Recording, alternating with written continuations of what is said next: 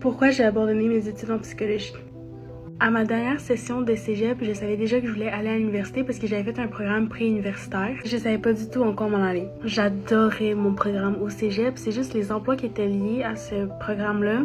Je me voyais pas faire ça comme emploi, tu comprends? Lors de ma dernière session, j'avais pris un cours en option, c'était psychologie de la sexualité et j'avais adoré. J'ai beaucoup posé de questions à la prof sur la psychologie et tous ces trucs-là. Puis j'étais pas totalement certaine que je voulais m'en aller en psychologie, fait que je me suis dit je vais aller voir une conseillère d'orientation, ça va m'aider. Puis là, on a un peu établi mon profil, puis ce qu'on a découvert, c'est que j'étais vraiment multitâche, puis qu'il y avait pas mal de trucs qui pouvaient fitter avec moi. J'ai fini par choisir le bac psycho-sociologie. Je me suis inscrite à mes cours, j'étais full motivée d'apprendre, j'ai acheté mes livres en avance. Puis là, j'étais arrivée dans les cours, puis désintérêt total. Puis il y avait des gens dans les classes, et j'en revenais pas que c'était du monde en psychologie qui disent des commentaires comme ça, mais il semble qu'on est là pour comprendre les autres, être empathique.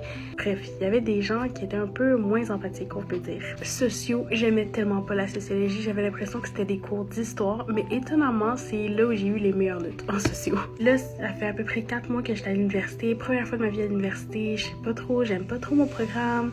Je me dis que si je continue les cours, ben peut-être que je vais finir par aimer ça.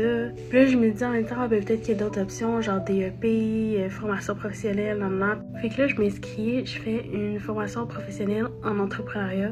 Puis ça, j'ai fait ça pendant 1 an. Je décide de consulter encore une conseillère d'orientation, mais cette fois-ci, je la paye.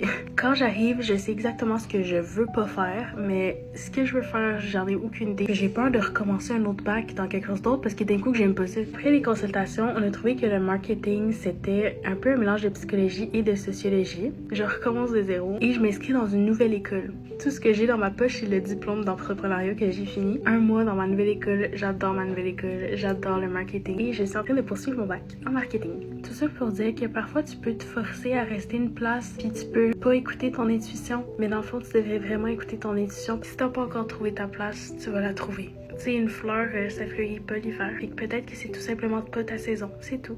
Merci d'avoir écouté mon chit-chat. Bye!